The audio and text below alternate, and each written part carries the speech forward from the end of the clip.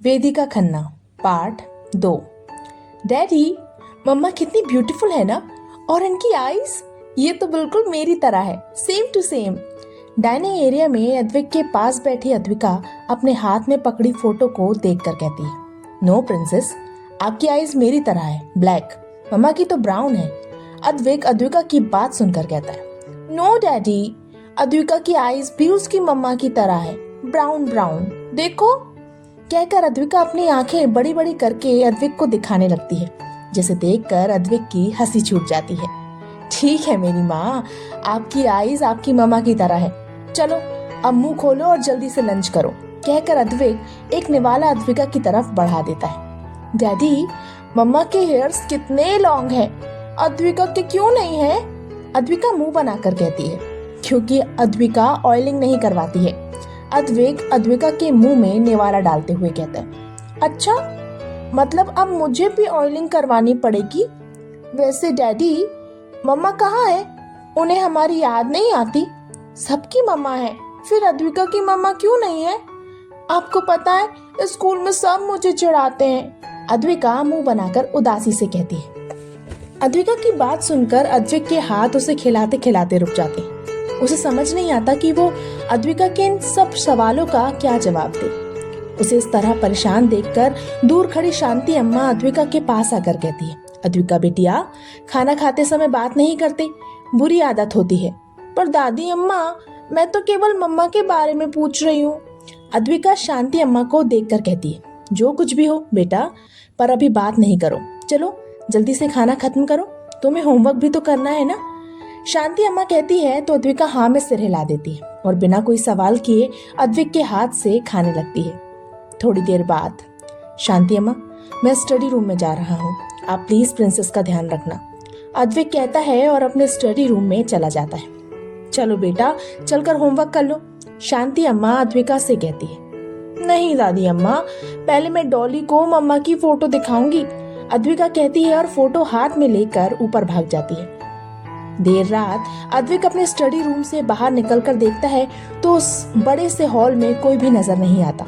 वो सीढ़ियों से ऊपर अद्विका की रूम की तरफ बढ़ जाता है। रूम में आकर अद्विक देखता है तो वहाँ उस बड़े से बेड पर नन्ही सी अद्विका अपने हाथ में अपनी डॉली पकड़े आराम से सोती हुई दिखाई देती है। अपनी बेटी को इस तरह सुकून से सोता देखकर अद्विक के होठों पर मुस्कुराहट आ जाती है। एक यही तो थी जिसके लिए अद्विक जी रहा था, वरना अब कोई वजह नहीं बची थी उसके पास इस पहाड़ जैसी जिंदगी को जीने की। कहने को तो अद्विक एक बहुत बड़ा बिजनेसमैन था जिससे हर कोई डरता था, लेकिन अद्विक की दुनिया सिर्फ उसकी बेटी अद्विका थी, जिसके साथ रहकर वो हमेशा खुश रहता था। वो मुस्कुराते हुए अद्विका के पास उसके बेड की तरफ आता है और अपनी नन्ही सी शैतान को ठीक से ब्लैंकेट उड़ाकर प्यार से उसके माथे को चूम लेता है। तभी उसकी नजर अद्विका के दूसरे हाथ पर जाती है, जिसमें उसने अपनी मम्मा की फोटो पकड़ी हुई थी। उस फोटो को देखकर अद्विक बिना किसी भाव के अद्विका के हाथों से वो फोटो लेता है और उसे अपने हाथों में पकड़कर देखने लगता है। तभी कोई उसके कंधों पर हाथ रखता है। अद्विक पलट कर देखता है तो सामने शांति अम्मा को देखकर कहता है, आप सोई नहीं? जा ही रही थी, सोचा एक नजर अद्विका को देखाऊं। शांति अम्मा कहती हैं तो अद्विक अद्विका को देखने लगता है, जो सबसे बेखबर अपने सपनों में खोई हुई थी। अगर आप बुरा ना मानो तो एक सवाल पूछूं बेटा? शांति अम्मा अद्विक को देखकर कहती हैं, जानता हूँ आप क्या पूछना चाहती हैं। यही ना कि मैंने अद्विका से झूठ क्यों कहा? अद्विक कहता है, हाँ बेटा, मैं यही जानना चाहती हूँ। इस फोटो में जो लड़की है वो अद्विका की माँ नहीं है, फिर तुमने अद्विका से झूठ क्यों कहा? शांति अम्मा अद्विक से सवाल करती हैं, क्योंकि मैं नहीं चाहता कि अद्विका को कभी उसकी असली माँ के बारे में पता चले। जो लड़की बिना कुछ सोचे अपने एक दिन के बच्चे को छोड़कर चली गई, वो माँ कहलाने के लायक नहीं है शांति अम्मा। उस लड़की से कई बेहतर ये लड़की है। अद्विक अपने हाथ में पकड़ी फोटो को देखकर कहता है, पर ये लड़की कौन है बेटा?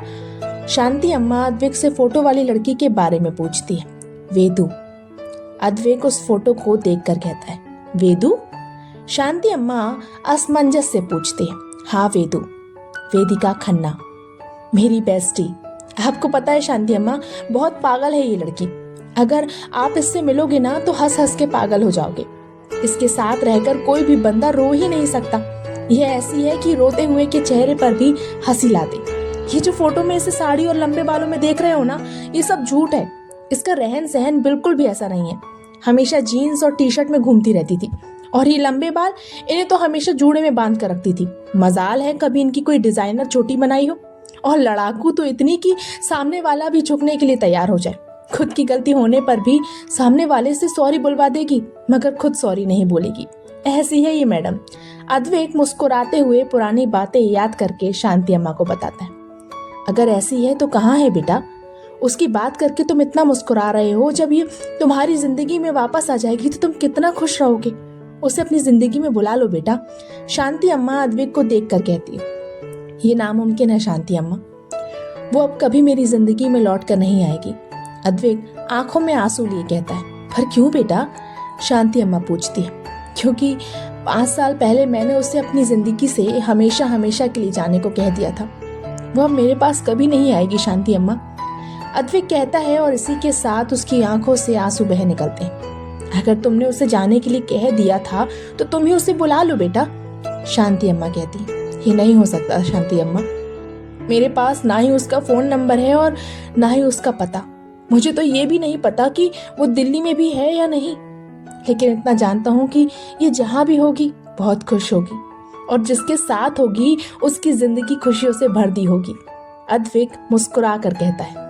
वहीं उदयपुर में एक साधारण से घर में एक लड़की, जिसकी उम्र यही कोई 29 साल होगी, अपने सामने खड़ी औरत से रोते हुए माफी मांग रही थी। देखने में वो लड़की बहुत खूबसूरत थी। गोरा रंग, बड़ी बड़ी हिरनी जैसी कत्थई आंखें, जिसमें इस वक्त बेतहाशा आंसू भरे हुए थे, पतले गुलाबी होठ जो कांप रहे थे, लंबे काले बालों की साधारण सी गुथी हुई चोटी और वो सफेद साड़ी जो उसके विधवा होने का सबूत दे रहे थे। प्लीज मुझे माफ कर दीजिए माँ जी, वो लड़की एक बार फिर अपने रोते हुए उस औरत के सामने हाथ जोड़े माफी मांग रही थी। माफ कर दूं? कैसे माफ कर दूं? कुलक्षणी पहले अपने माँ बाप को खा गई, फिर मेरे बेटे को खा गई, और अब मेरे पोते को खाना चाहती है। चली क्यों नहीं जाती यहाँ से? जब से इस घर में अपने मनहूस कदम रखे हैं, मेरे घर की सारी खुशियां छीन गई।